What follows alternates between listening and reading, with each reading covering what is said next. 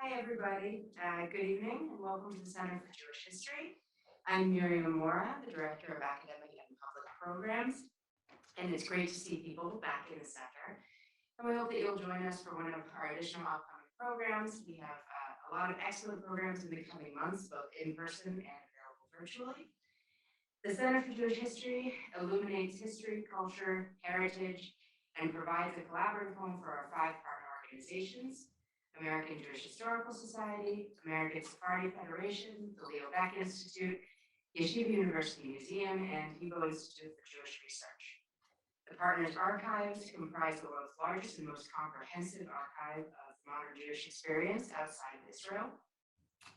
And I'm going to welcome, pass the baton now to Anita Norwich, our academic advisor to the fellowship program, who will introduce our artist in residence and speaker for the evening.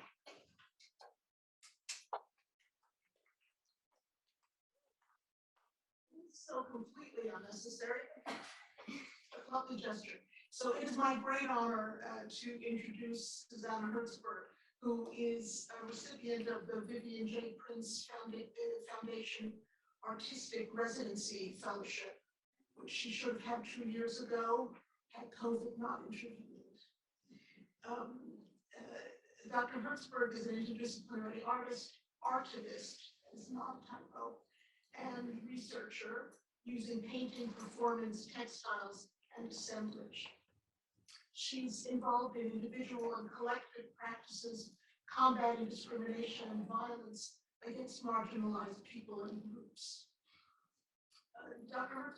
Hertzberg earned her PhD at the Warsaw Academy of Fine Arts.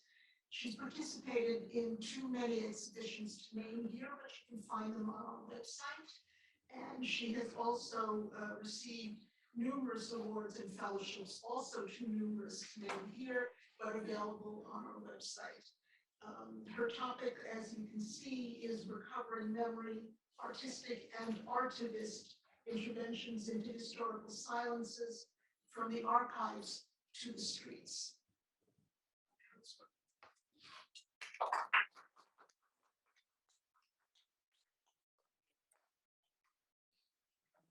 Hi, nice to see you. Thanks for coming. Maybe first I will explain the term artivism, which is maybe not that familiar to everyone. So already some times ago, people start to join activism and art, both because activists had this need to do the propaganda for their actions, for the idea, but also artists who were involved in social changes were using tools of art. So from Documenta, last one, 5 years ago, it's already used as a combination of art and activism, and then it's used as activism. And archives to the streets, because the point of departure for all of my actions, both as an artist and activist, is working with archives, and this was how I found them, and I will tell you soon how it happened. This is photo from my first exhibition. Just after I made my diploma, whole our studio from painting department, we were invited to do the show in Bielsko-Biała. And when I came there to see the space, somebody told me, but do you know that formerly it was a synagogue, and right now the synagogue was destroyed. You can see the photo of the synagogue which was standing there till Second World War. Amazingly beautiful synagogue. Very similar one is still in Budapest, built in this style. And when I heard that exactly in the place where this building is standing right now, the gallery in Bielsko-Biała, that it was the synagogue, I started to research how the synagogue was looking like, who were the people who were praying there, and it comes out that nearby it's still present the funeral house, because Germans decided to leave this place and the cemetery as a database, who is Jewish and who is not Jewish, to have database for the Jewish names. And through my presence there, I could measure exactly the yellow and red level of brick stones, which were because the same guy built the synagogue and the same guy built the funeral house. And they put exactly the same measurement of the pillars in the Bielsko-Biała gallery. And then I put those paint going down, because most of the people in Bielsko-Biała, they do not remember that there was synagogue there.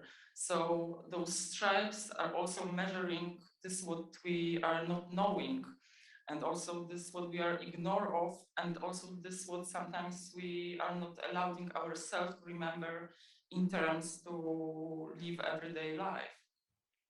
So this was like first exhibition. And then my first solo exhibition was in the Lublin, in the so-called Young Forum. And Young Forum in Gallery in Lublin, Gallery Biała, was placed in the basement. So once again, I went to those basements. There were like a few different spaces there. So they told me like, you can use whatever you want. You can, it was last exhibition in this space. That's why they allowed me. The guy was joking, but he didn't knew that I would treat it serious. He said like, you can paint everything what you want. And I said like, really? Because I will do it. And he said like, you can do everything. It will be destroyed, renew. So whatever you want, you can do. So I took all of the space and each of the rooms was designed as a different experience, which actually people had who have to be in the basements. So first room, this was paint floating through the ceiling, was about the memory, which we are not aware by our everyday life, but actually it can float to our reality. We just need to be more careful and ask sometimes questions. What was in this place? What is the history of the spaces? But it's coming. Sometimes when we are like watching carefully, we can see what was in certain spaces. We can see the memory of the architecture. Then another room, I designed this tapestry. So it was the room which I called One Arm Bandit. And you can see that the graphics is based on the game One Arm Bandit. And this game is basically about this, that we are playing to get one perfect image. But when we are deciding to play, to regain our memory, this image is never like clear. But it's worth to try. And those skulls are the skulls from German uniforms. And we have to be aware that it's worth to make this work on memory, but we cannot expect that it will be like coherent, that we will get this knowledge perfectly. Also, for me, important words are by Hannah Arendt, and she said something like this, that people prefer made-up stories, and it's easier to believe in made-up stories because they are very logically built.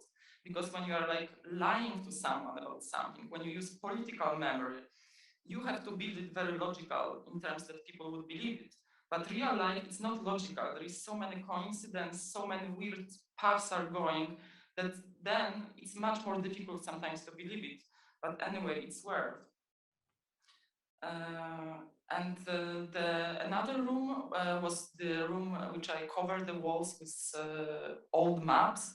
All the maps were connected to the travels of my family, because I try to reimagine how people felt when they had to be in hidings, which were very often in the basements. And I was thinking that like they were living the life they used to have before the war in terms of escape from this what's going on in the moment. That's why I put those maps as travels which we potentially could do being in hiding through our lives, which we had till the moment we had to go to hide. And then the last room you can see is the drawing of my head. But it's also the black sign. It's like the signs in walls after bullets. And it's also like the nerves. So we can feel what happened in some kind of buildings, architecture. We can feel that we are out of our comfort zone, because somehow architecture is keeping this memory of pain, of this what happened. And then there is every 2 years, there is an event called Cieszyn Biennale. So when I get to know that there is such a gathering of different artists in Cieszyn, I went there.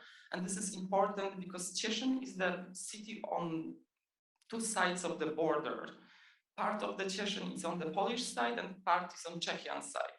So when I came there, I was very surprised that I found it like one of the oldest Jewish cemeteries in Cieszyn, which is very beautiful, but there is no mark from outside that there is Jewish cemetery outside the wall, on the other side of the wall. And then on the other hand, there were other cemeteries, but no any notification that there is something on the other side of the wall. And then having a walk through this very beautiful city, there was no information about any type of history of any majority or minority which was living or is living right now in the city.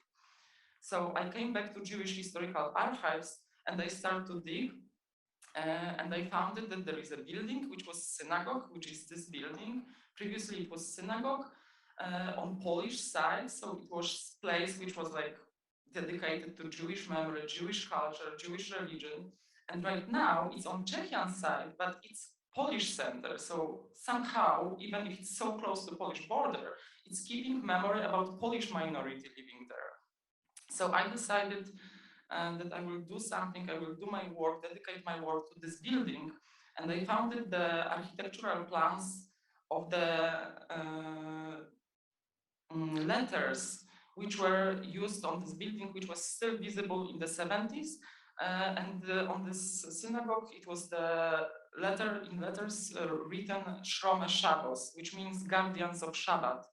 And I thought like guardians of Shabbat, it means guardians of the tradition. And right now, Polish people are guarding their tradition there. So it was always the building taking care about somebody's tradition. So in terms of bringing back this memory of the synagogue, but also making it accessible to all the people who are living there, which means Poles and Czechs, I decided to design banner which will have like this original typewriting Shrome Shabbos, but also the same sentence in Polish and in Czechian. So it will be like accessible to all, and also honoring languages which were present there. And when I arrived there, I didn't know how to place this banner actually. To be honest, I didn't ask for any permission to do it also. So I went through different small places and I found this small technical place. They were preparing stuff and I asked the guys, could you help me to put this banner on the wall? They didn't ask if it's legal or not legal. They were obviously convinced that I'm not doing something what is illegal. But I asked them on Polish side, and it was easier for me to speak Polish. And then we came to the former border between Poland and Czech Republic, and they told me like, but you didn't tell us that we will have to cross the border. And one of the guys, he was in his 50s, he said like, I never been on Polish, on Czechian side.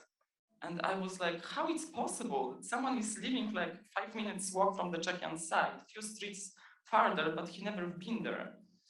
So I made this work, not only it's staying, I think, till today, but also the director of the Polish Center decided to commemorate the presence of the synagogue there. So right now they have like something which is similar to Aron HaKodesh and the photos and other things commemorating the past of the building. And this was the work which I decided to make very spontaneously. One day in the morning I heard in the radio that the doors of Tatarian people in Crimea are marked, and that activist people who have visibly Tatarian identity are disappearing. So I decided to make the work which will show what's going on when we are allowing history to repeat. And obviously we all know what happened when the Jewish door were marked with Magen David. And then I put this sign, which is the sign of Tatarian people. It's Tatarian Yurta. And then the last sign on the last door, it's the sign which was used in the Middle Ages, or more from the Middle Ages, to mark the door of people where they were sick, when there were diseases in the cities. So people would know that those people are isolated. And we also, after the experience of Shoah, we know what does it mean to isolate some group of people, that this isolation sometimes means removal. It was not long after this when we commemorated at that time 70 years of Shoah. And it was exactly on the year when Tatarian people were prohibited to celebrate, to commemorate their genocide. this was part of of my PhD when I decided that from this element of autoarchaeological research and working with the archived, I felt that generally the history of Jewish people and of the minorities in Central Eastern Europe was shared, and how it happened that we had this shared minority history, and what ideas brought us in a way sometimes similar fate.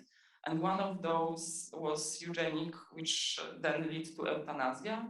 So I've made this painting and also another work. Here, maybe it's not that well visible, but it was displayed on the light boxes.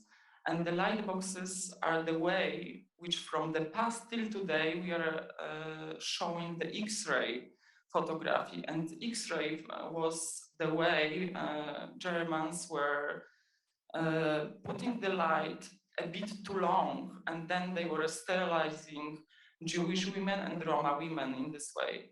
So I try to show also the migration of this extremely bad ideology, which right now we think that it was ideology, but at the time it was considered as a science. So first symbol is the craniometer. So how and in which moment we are like checking who fits, what are the norms. Then there is ceramic fuses. I still have one of those in my house. And they were the symbol of enlightenment, of progress, but we also have to question what is the progress bringing and what does it mean. And the last piece of this work was the blood samples taken from my friends, which I'm thankful that they agree for this. And I wanted to show that people are trying to tell us that we are different because of our history, because of some data hidden in the blood. During the Second World War, they were people who were saying that because of this blood, we are better or worse kind category of people. But from the first sightseeing, it looks the same. And we all should be treated as equal. This is the work which I've made with my friend and amazing artist Karolina Kubik.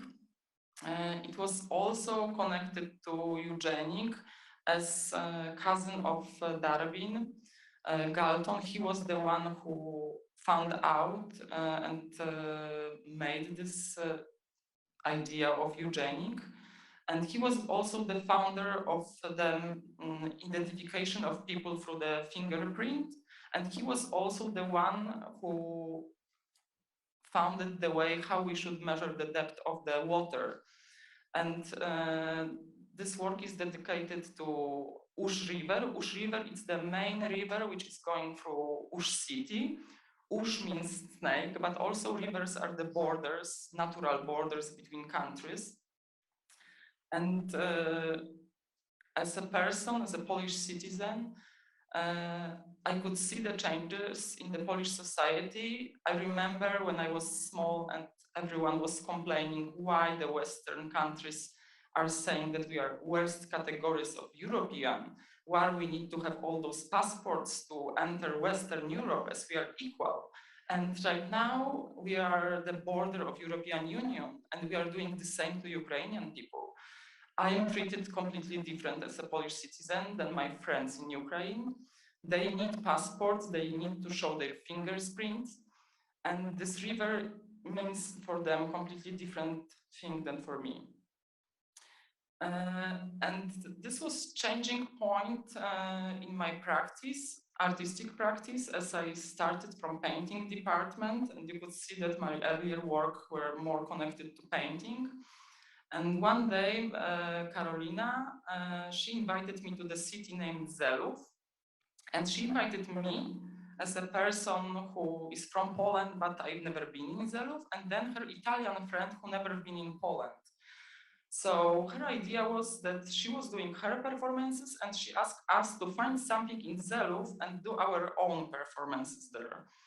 So I found that the city is this type of cities how I imagine how the shtetls look like before the war in Poland, because it's a city founded by Czech people. They bought the land from Polish noble family. They built the city there. There is still huge Czechian minority there.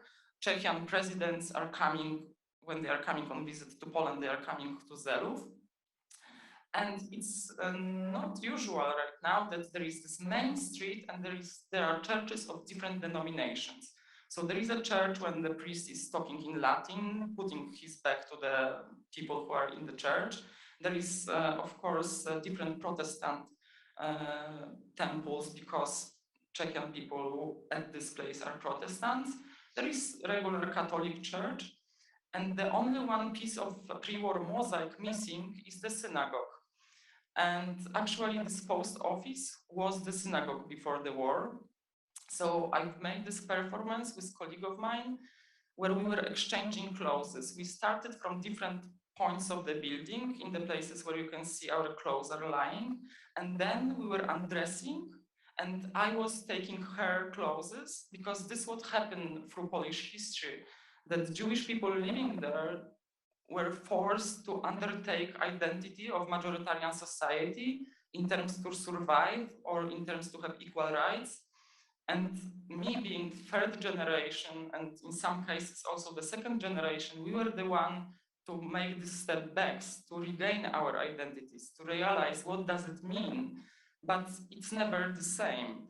So, and also it was very close to Purim holiday. That's why maybe this idea with changing and clothes came also to my mind.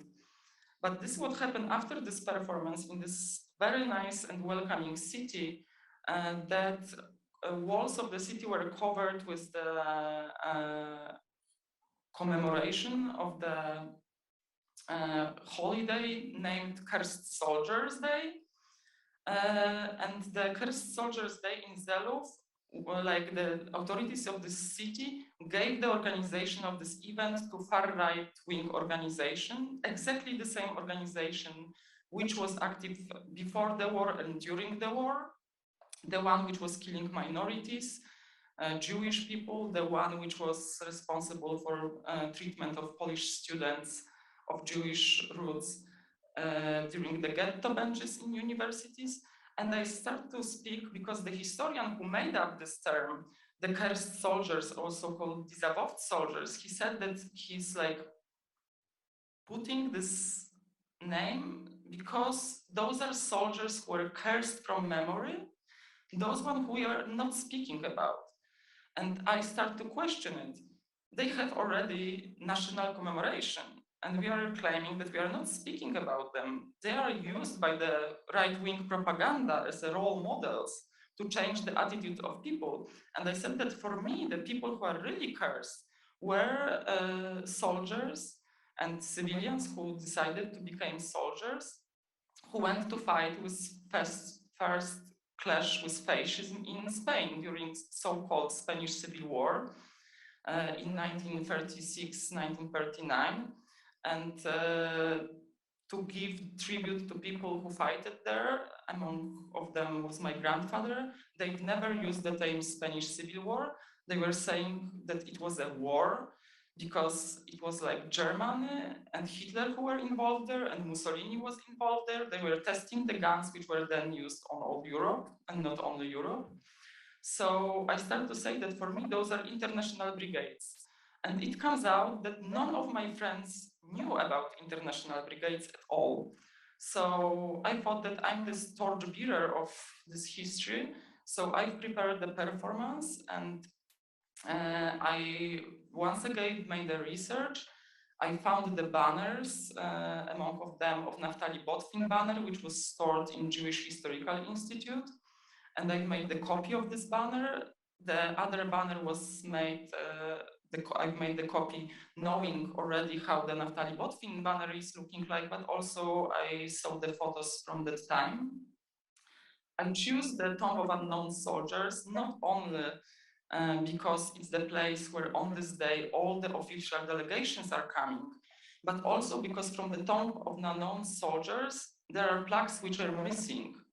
They were taken out from this building, which you can see there, in terms of officially taking them into the renovation, but they never came back. In theory, they are stored in military museum in Krakow, but military museum in Krakow is not existing. Krakow has a lot of museums, but not the one. And the plaque was commemorating battles which people from Poland fought in Spain, battles against fascism. And this what was also important for me. We pretend that we are official delegation. I found it out when it's like the empty spot between other real official delegation. We went there with a group of friends, which I invited to participate, and they were kind enough to agree. I also make a research, and it's not allowed for private person to put the wreath, but it's allowed to put flowers. But the wreath, according to the law in Poland, it's flowers with the hole inside. So that's why I made the flower wreath which without the hole, so I could say that it's like regular flowers. I put those flowers there, and the soldiers salute to us, so they didn't realize that we are a fake delegation. I almost died from fear because I thought that they realized and they are using weapon against us, but it wasn't the case. And it was very difficult to find a person which with the skills of acting who could be able to read the poem dedicated to Dąbrowski's. And actually the person which agreed was the friend of my friend, and it comes out like the friend of mine, she was at the time my chief. I was doing scenography also. And she said, but you need to tell her exactly what you are planning to do. And she may agree. And it comes out that she is a daughter of Pilecki. And her family obey the way right-wing government is using the memory of her grandfather. And she read the poem. Then we left. But this what was also important, that I made the banner of Naftali Botwin because it was Yiddish-speaking battalion, and I wanted to put Yiddish language present in the public space. But the reason why I've made the other banner of Adam Mickiewicz, it's because Adam Mickiewicz battalion was the one in which minorities from Poland were fighting. The common language was Polish, but also not many people are aware in Poland, as Adam Mickiewicz is such a huge figure, huge poet, national poet of Poland. But not many people are aware that he was of Jewish origin. And actually in this famous poetry we are like all learning at high school and primary school, he was using symbols from Jewish culture. But this was completely wiped out. And after this performance action, which I thought it's more as a private gesture, which was kind of naive because it was getting present in clearly political space and putting my opinion visible, different groups start to be interested in the memory of International Brigades. And of course, who is taking care about military history? Guys. So and they are amazing, I know them. And they've made this group for protection of the street named after Dąbrowski's, to protect the street against the communization law. But they put on their website that there was only 60 women from Poland fighting in international brigades. And through my research, which was like 2 years research, I already have almost 100 only Jewish Poles on my list. So I wrote to them, guys, it's not exactly true, and I'm willing to share my data with you. And they said like, no, because there is this book written during the communistic times, which is saying that it was 60. And I tried to convince them like, but we don't trust to the books written during the communistic times. This is the first thing. And another thing is like, we are in different place, in different time, and we have access to bigger data, so we can change things which were given some time ago. But they didn't agree to change it. So I've made another work dedicated to women, Jewish women fighters in International Brigade. And it was important to me to highlight not only their story, what they were doing in International Brigades, but also how it happened that so many different women, not only from Poland, but also the one who emigrated from Poland to Western Europe in terms to changing their life situation, how they gained their political identity, and how they decided to went to Spain, what was driving them there, and what they were doing after the war. Because usually what different circles in Poland are saying about International Brigaders, it's this, that they were communists or traitors, which was not true. People fighting for equal rights were on the leftish origins, and this was a major reason for most of people, but for all those women who went to Spain. So each box was dedicated to different women, I start my research not only in the archives, like with previous actions and artworks, but also in this situation, I was able to talk with the families. I have, of course, a bit easier access as they knew my grandfather. So it was a relation built on trust. So kind of often the marriages where like both parents were in international brigades, but only the stories of fathers maintained in the family. And to recover the stories about mothers, they were taking those stories from the boxes in which documents after mothers were kept. That's why this work has the form of a box. And on the one side, I put the documents dedicated to each of the women, but I realized that I'm not able to give everything what those people are telling to me, because they were also telling to me how their mother behaved, what was their attitude to life, how they were taking care about the families. That's why each of those works has also this abstract painting, which is like trying to depict everything what is not able to be depicted by the words, like all the emotional things which I get to know through the families. So you can see like different places when each of heroine was, data from the archives, some bios, pre-war stories, after-war stories. And because it was this commemoration which I've done on the tomb of unknown soldiers was like queering official gestures, and somebody recorded it. So because somebody recorded it, it started to be viral. And then after it, it comes out that it was first commemoration of international brigades in former post-communistic bloc. So one day I was invited to Göteborg, to Sweden, to speak on the 1st May, on the Labor Day. And it comes out that all of the demonstrations, and they're like, for me, it was unusual. They have like anti-fascist demonstration, socialist demonstration, they have Stalinistic communistic party, but the starting point is the story about international brigades, the place where all leftish people met fighting against oppression. So on that day, I decided I would like to make such a permanent commemoration in Poland. So I found this stone, and this stone was torchbearer of different type of memories, like multi-layered memory. Because actually till today in the archives, it's written that the stone is placed on the corner of two streets which are no longer existing in Warsaw after the war. And the stone was commemorating the building in which Communistic Party of Poland was proclaimed. And till the 90s, it was the plaque on this stone commemorating the creation of Communistic Party, but then this plaque silently disappeared. And actually, I'm not sure if it was the communization law, because some people who are having stores around there are saying that it was just made from the bronze and it was expensive and someone just stole it when they were building the subway, which is nearby.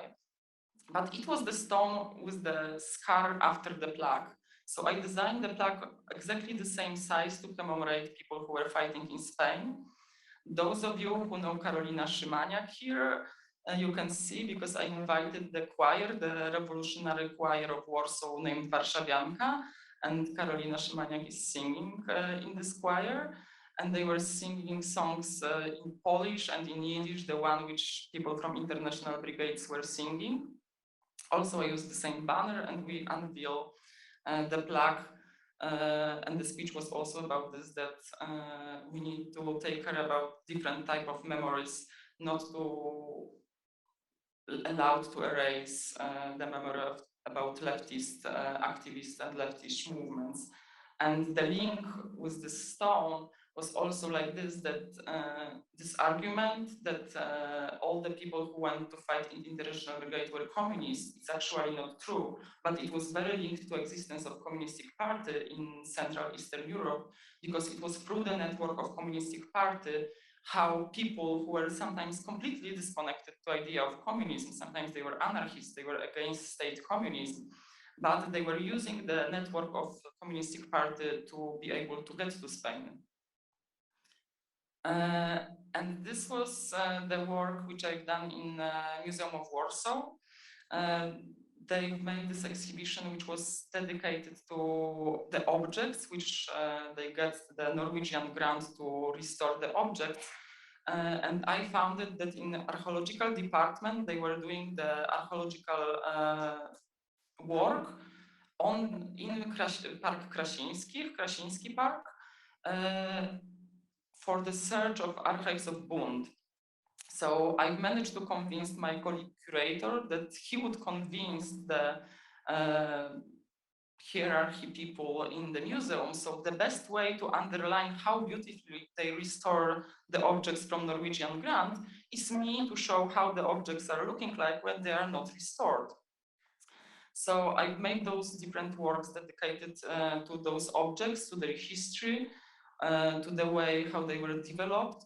So you can see the pot which was digged out on the territory of Warsaw Ghetto.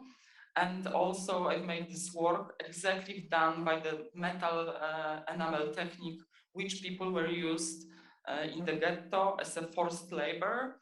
But thanks to this, they could survive longer. I also made the work dedicated this work, which you can see, it has a measurement of the place where we are buried people, and it's like burned stuff up there to commemorate people who perished, but also this grant, which is like showing us things, and we can still get more memory from there. Also the sewing machine, which was in so-called garbage from excavation, and I found it in the garbage. It was very interesting for me because the guy who was working there in the archaeology department, he marked exactly the place when he found it. So he knew who owned this.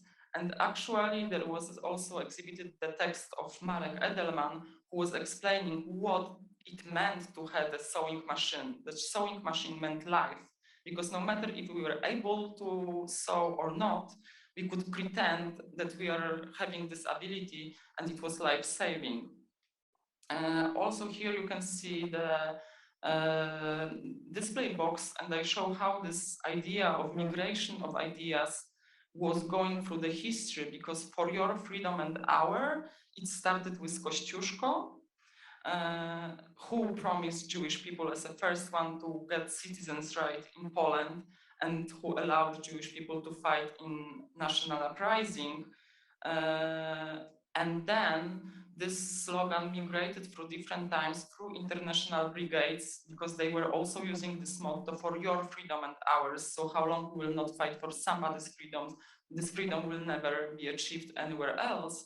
And then also the newspaper printed by Bund in Warsaw Ghetto was called Za wolność waszą i naszą, which means for your freedoms and ours.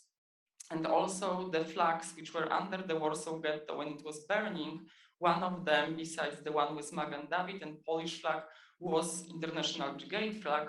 And the last item in this display box was the flyer, which we've made with friends for anti-fascist demonstration, which is also called For Your Freedom and Our. Maybe this I will skip. This was the clearly activistic situation during the anti-fascist demonstration. On the Independence Day of Poland, we are having in Poland the biggest right-wing demonstration in Europe. People who are declaring themselves as a fascist or as a right-wing, they are coming from all over the world. Also alt-right from United States is coming. So we, actually me with my friend, we decided that we will make something what we called Jewish anti-fascist blog. It's too small community to make like Jewish anti-fascist coalition to be able to work like on everyday basis. But bloc means that we are capable of gathering together to fight on certain occasions. And we decided to read the poem of Julian Tuwim, We the Polish Jews, the poem which is explaining why the person is allowed to call themselves Pole and Jew in the same time, and what does it mean, what does it mean for him. But it's beautiful poem and beautiful statement, and we were reading this during the whole demonstration, being guarded by the police, which were completely paranoid that we will be killed there, and being accused by some people that why we are inputting to Tuwim that he was a Jew. And this is also how different things from art are coming to the streets. This is independent commemoration of Warsaw Ghetto Uprising. So there is official commemoration of Warsaw Uprising, but this year, when we decided to make this independent commemoration, it was when President of Poland decided to block whole access to the monument. And also one of the speakers were Polish Prime Minister, the same who a few months earlier was putting candles on the graves of Polish forces, which were collaborating with Nazis, and the same one which were killing minorities, Belarusian, Ukrainian, and remaining Jews after the war. So we decided that we will make open commemoration for everyone.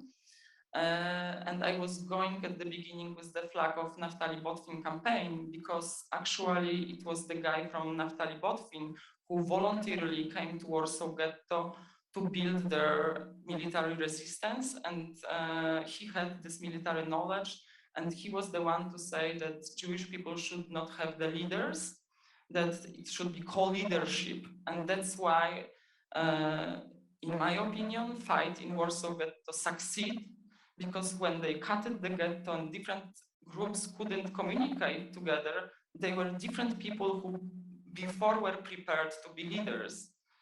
And that's why the fight could go for so long. Also, due to the communization law, Polish government decided to change the names of the street from the Lewartowski Street to Edelman Street. It was this kind of political trigger that if the government will change the name of the street of the Jewish in the name of Jewish person, the Jewish community would not say that we disagree with this, because they will replace it with another Jewish figure which is highly respected by everyone. So our action with the changing the street and showing that we want both street was in the name of this, we want this have the street of Edelman because he was a great figure, but we don't want you to wipe out the memory about Lewartowski just because he was pre-war communist and Lewartowski died. So according to law, the communization is not allowed to be applied to figures and to situation which happened before 35th. And those are other photos from those commemorations. And also maybe this what can be interesting for those of people who are traveling sometimes to Poland. We started from another side of the monument. There was one side which is dedicated to civilian resistance, because other side, the usual side of commemoration is the military commemoration, military side. And those are like different demonstration for your freedom and ours in Polish and in Yiddish during the anti-fascist marches. And was the work when I was invited to one of the exhibitions. And I decided to speak about Shoah, but the challenge was that the curators said us that it has to be accessible exhibition. So I thought that what would be the biggest challenge for me as a painter, someone who black background is the painting, it's to speak about Shoah through objects which can be visibly received, but also for people who do not see well or for people who are blind. So part of the works are from metal, part of them they're painted in the way so you could feel the stains, and the colors are very bright. So if someone is not seeing well, is capable to see at least a bit. And the last one was made from metal plaque, and it's the shape of Treblinka. And if you could touch it, then you could see that there is a break, which was former border of Treblinka, and this which we know from a few years because through the calls she made the test of the ground, she made whole archaeological work, and she found it out that actually the real borders were different. And this is the work which first I've made in Polin Museum. It was like 5 years of exhibition in Polin Museum, and one of the curators invited 5 different artists, among them me, and she said, Ewa Chomicka, I want you to do this what you are missing on the exhibition. So I was already doing research about women resistance during the Shoah. So I asked her if that this is the information which are not present on the exhibition. So I decided to make this work.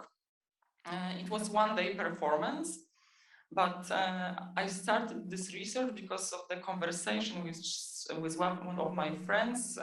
It was like 2017, and he told me, like, in the Polish resistance there were few women, but in Jewish resistance there were almost no women because it was patriarchal community and it was minority, so they were not present. So every time when I'm hearing that women were not present somewhere, I'm like, okay, I'm checking.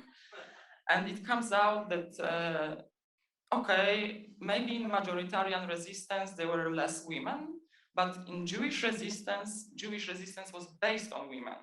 Not because we have some kind of better skills, but I have to underline that they were very well prepared from before the war. And all of them were already activists before the war, very well connected. But because guys were circumcised, only girls could so easily perform to be majoritarian society outside the walls. So if you will be in New York in December, I will do whole this performance, speaking word performance, depicting the stories of those women and the reasons how it happened that this resistance was so well organized and not in such a long time. But because no one was willing to show this one-day performance exhibition installation, which I showed in Poland, I was trying to get access to different institutions, but they were not really interested. And then I supposed to have solo exhibition with this work, but then 3 weeks before the opening, I get the information that this is not a good topic to reopen the building of one of the branches of Warsaw Museum. Of course, they said that I would be able to show it on different occasions, on so-called Jewish occasion, and Jewish occasions for majoritarian society connected to Jewish ghetto in Warsaw. So, and they wanted me to open it exactly on the day where Warsaw Uprising started. So I said that it's not okay for me. But because I really wanted to show this exhibition, then I said that for me it would be a gesture which, if I will be able to do it on 16th of May, it means when the Strop is blowing up the huge synagogue in Warsaw and he's saying that there is no more Jewish people in Warsaw and no more Jewish culture, that it will be like at least symbolic gesture. But then the pandemic came and obviously the exhibition couldn't have place. So having these tools and being already the activist, I decided, okay, so I will do it in public space, like accessible public space, it's open for everyone. So it was exactly time of absolute lockdown in Warsaw. So people didn't attend the commemorations, but everyone was looking at the computers. And I've designed this banner and printed to commemorate the women fight. I consciously put the plural version of word uprising, because if we read the memoirs of women fighters, they are speaking about 2 uprisings in Warsaw. The first, which is popularly called the Big Action, and the second, which is called the uprising. And because it was middle of the pandemic, or maybe the beginning, and the friend of mine was making photo. I'm walking through the former ghetto exactly the way we are usually going every year to commemorate the uprising. It became viral, and somehow a lot of people get to know about this action and about women and start to share this. So I was encouraged, and I made another banner, and I went to Białystok to commemorate Heike Grossman. She was not only a huge figure, amazing person, even I didn't meet her in person, obviously, but she was the one to help to organize the uprising in Vilnius ghetto. Then she was responsible to organize whole resistance in Białystok, and she not only prepared the armed resistance in Białystok ghetto, she also prepared everything, having this amazing knowledge that it will fall. So she prepared the safe houses on the other side. She prepared whole network with Polish people, but also she was capable of doing something which I never heard before. She got in contact with Germans, which were staging in Białystok. So there was one driver who was helping her, and one soldier, Nazi soldier, who was in his soul, that's how she's describing, anti-fascist, and he was also helping her. She had contact with Polish partisan movement, not only leftish one, but also with Armia Krajowa. And people from Armia Krajowa, Home Army, were calling her Dziewucha, which is not really sounding in the same way as in Polish, the girl, because Dziewuchy, it's also the current movement in Poland, women who are fighting for women's rights right now. So for me, it was interesting that the same term is applied to different time activists. And also this what was important for me, it was her taken from her memoirs, "Do not weep over the grave of heroes, do not weep and do not feel pity. It's not the pity you are asked to give the world, but deeds that will free mankind from nightmare of oppression and enslavement." It means that we have to act on everyday basis to take care about each other and other people. But this that she's using this word deeds was also important to me in terms that Białystok was the key place for Jewish anarchism.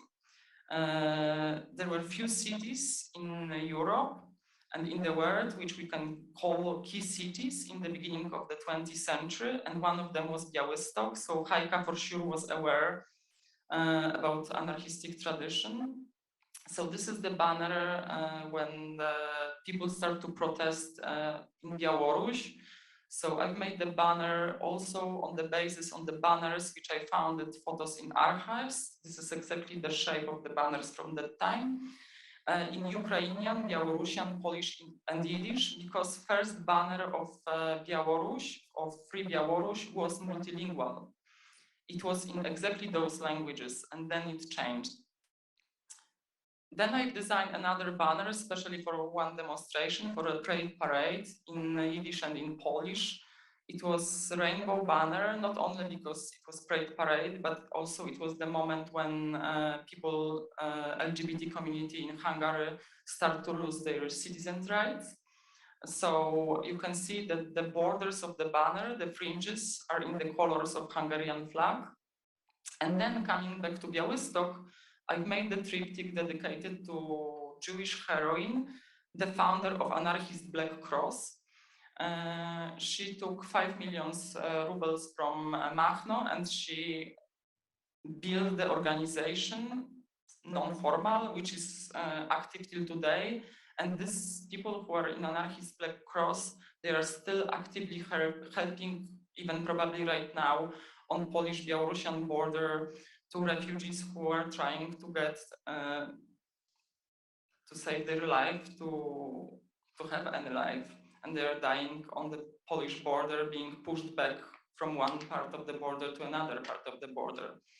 So by on the one side, doing the research in the archives to try to commemorate Olga Taratuta, because also my friends from Anarchistic Black Cross, they didn't knew that she was the founder of this group. So I depict her life stories on those two sides of banner, but I also made this link that this what she was fighting for, and the organization which she developed is still working, that it's her heritage, it's present till today, even that knowledge about her is not that present.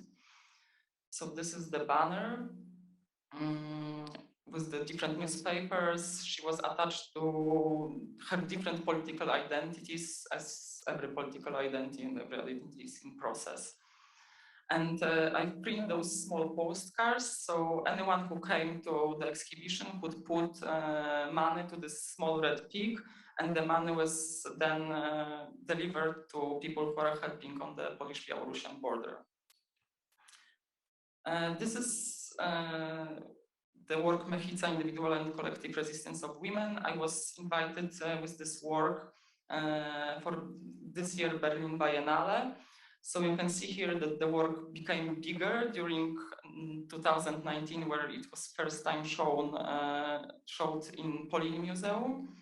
So right now it's dedicated to different groups, different ghettos, camps, uprisings, and also to those who survived, to be able to say not only how it happened that Jewish resistance was based on women, how it developed, how the faith of different groups, of different political and not only also metaphysical or religious origin were going before the war, during the war, and for some people after the war, but also to pay tribute to a lot of women which we are not able to find visual her stories or any her stories, and sometimes even the names. I've used the same piece which I've made for previous exhibition just to underline that this work, which the title is Shibboleth Ży. Ży, it's the first letter of Polish word Jew. That this shibboleth can be also, it's taken from Jacques Derrida, that every shibboleth, it's like he describes it, double-edged blade, that for those Jewish women which were fighting, from one side it was sign of identity, group belonging, this is what they tried to protect, but from other side, Heike Grossman is depicting how she with her friend was passing through the street, and one of them stepped in the wrong way, and she made the sound oi, and it was very typically for Jewish community, and she almost didn't lost her life. So it could meant also death for them. But this shibboleth is changing the meanings and repeating also from this Hebrew story who is other and who is we, and how it can be also used and played.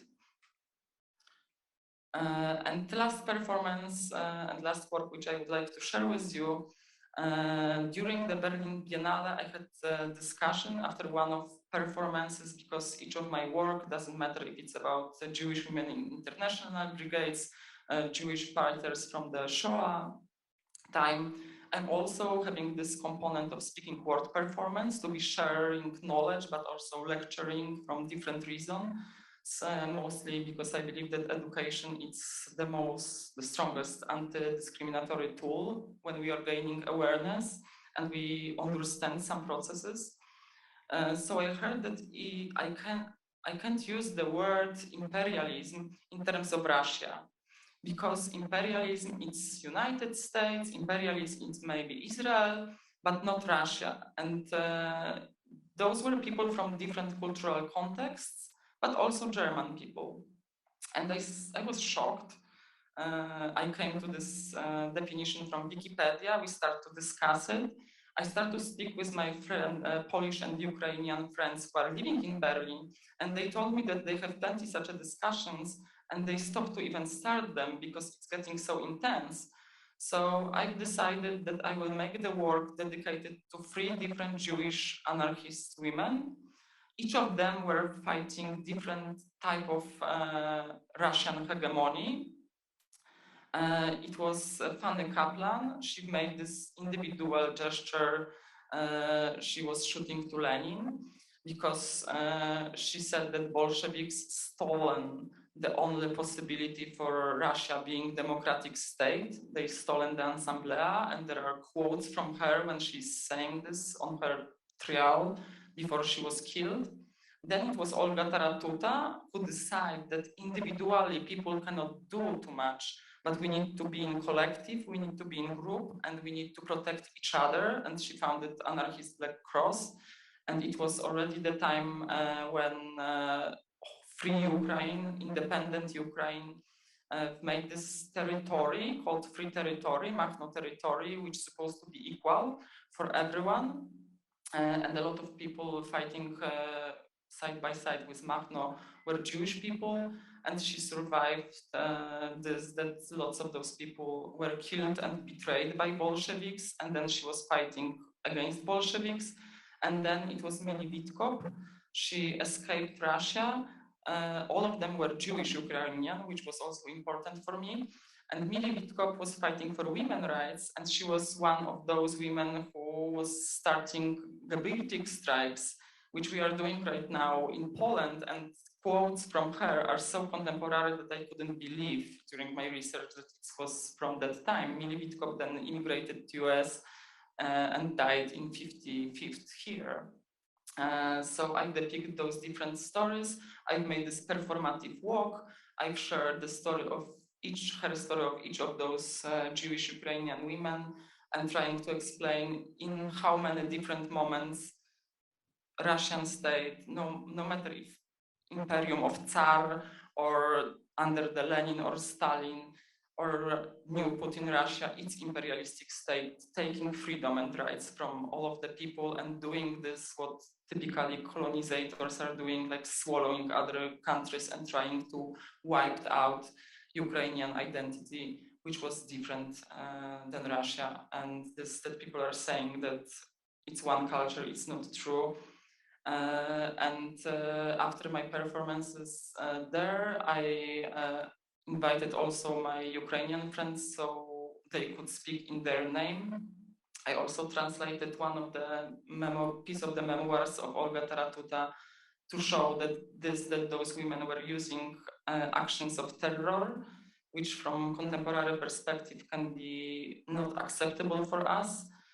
When a person is reading her memoir, how Jewish minority and how Ukrainians were treated through the history, it's explicable.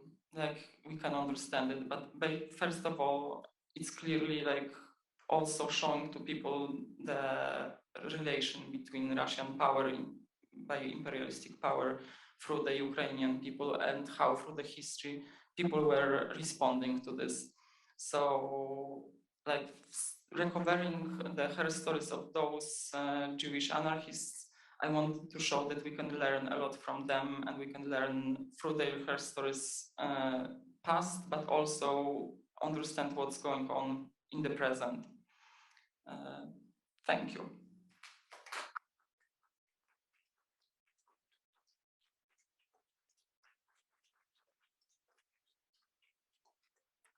I think we have a much clearer sense of what artivism means than we ever imagined having. We have a couple of minutes for brief questions, if anyone has any.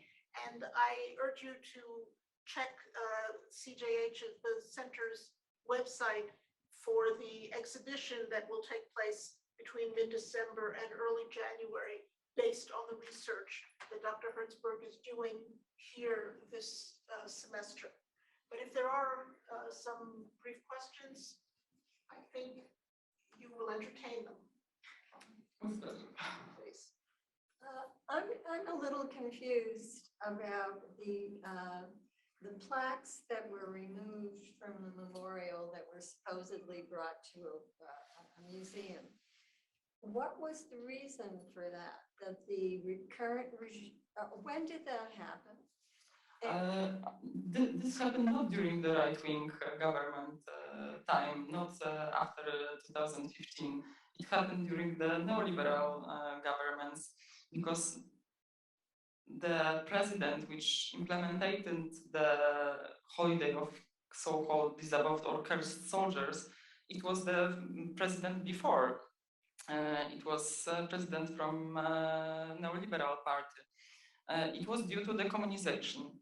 But it was not made officially, there was no public discussion, and the monument, Tomb of Unknown Soldier, the story of this is that there are like big, let's call it pots, and in those pots there is a grant from every battlefield where the citizens of Poland were fighting. So the grant is still there, but the plaques were removed. And in the archives, it's clearly said that they came to be restored. They were taken to be restored, and that they are in the museum in Krakow, but this museum clearly do not exist in Krakow, and nobody knows where are the plaques. So they just replace it with different plaques. But till the beginning of the 90s, for sure those plaques were there, because I have photo documentation with the former plaques which are saying to Polish citizens fighting with fascism in Spain, and there were 3 different battles from Spain mentioned.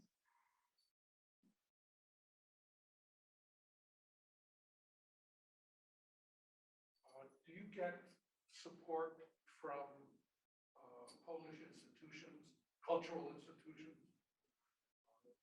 Can you give a few examples?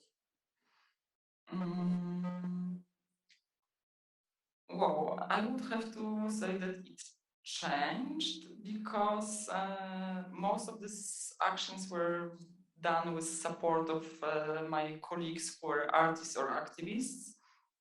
I wouldn't say that I was receiving too much support till the invitation which I get from the Berlin Biennale. So in the moment when Kader Attia invited me with the work Individual and Collective Resistance of Women during the Shoah, I get support, like Berlin Biennale asked for this, for support from Adam Mickiewicz Institute.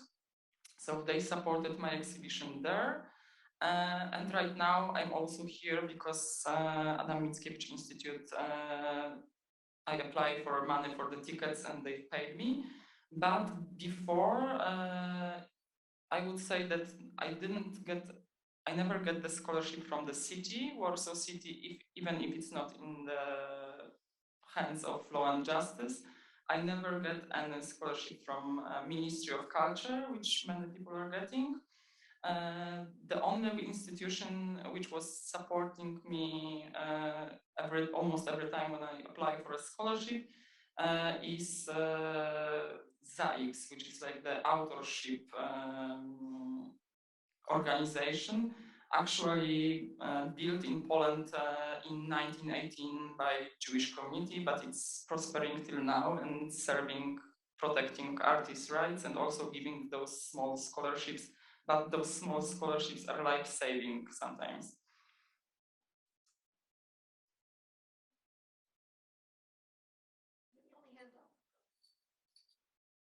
Thank you for this very interesting presentation. Admire the work you're doing. I'm curious, though, to know a little bit about your own personal background and what sort of motivated you and inspired you to go on this path of art as activism, and particularly focusing on Jewish. Okay, I resign, to be honest, from showing this work in this presentation because for the colleagues in the center, I've showed this work, but without showing this, I cannot really explain you what was the reason. So the reason was this work. It was the moment when my family house was robbed, and almost everything disappeared from the house.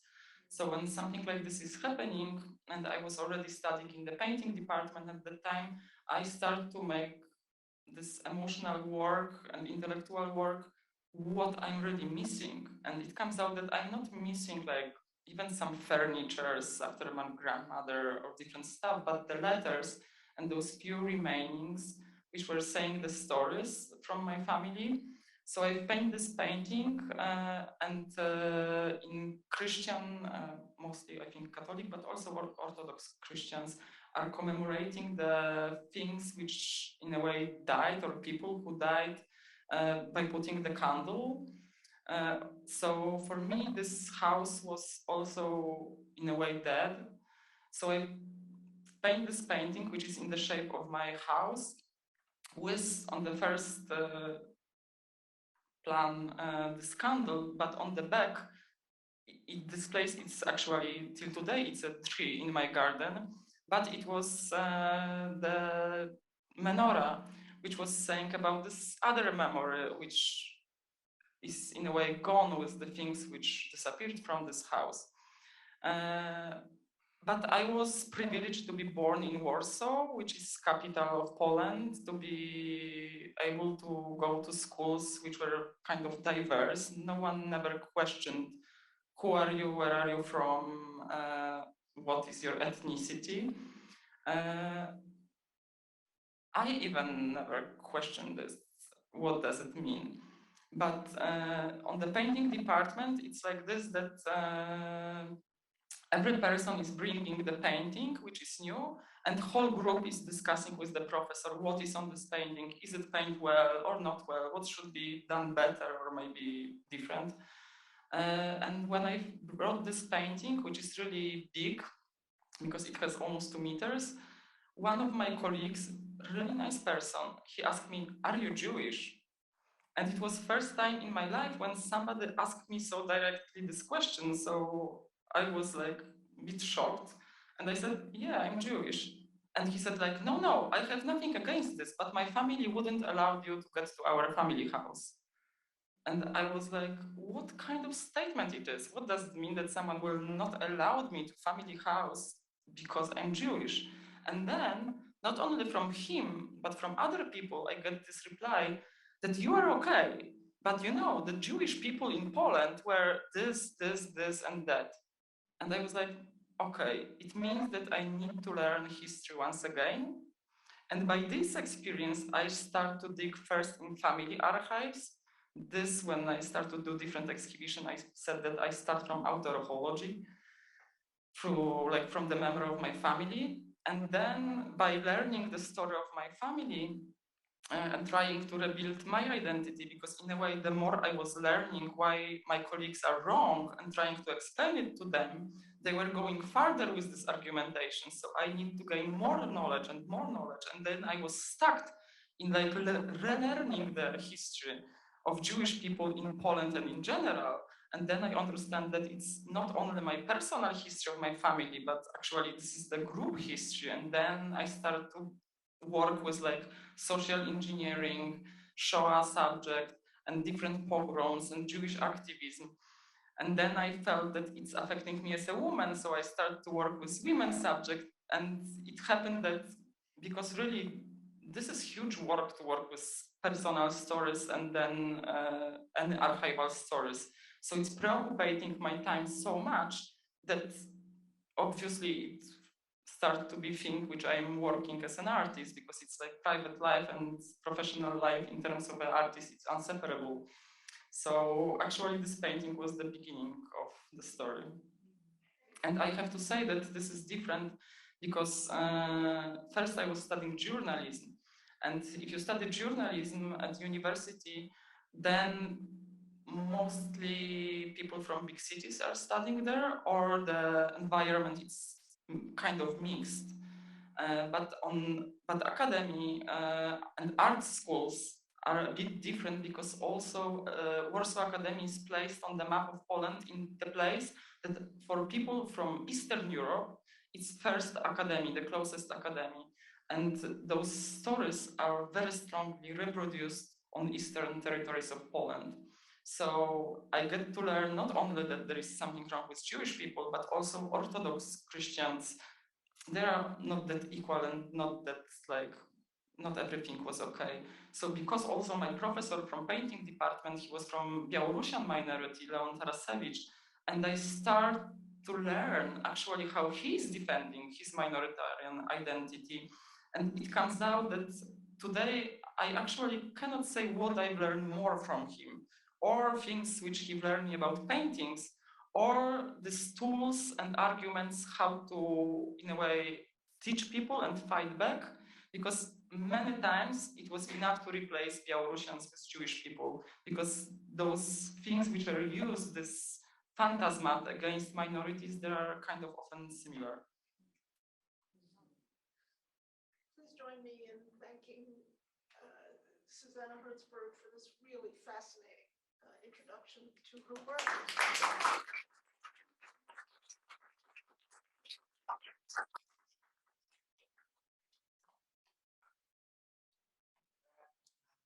Thank you for coming.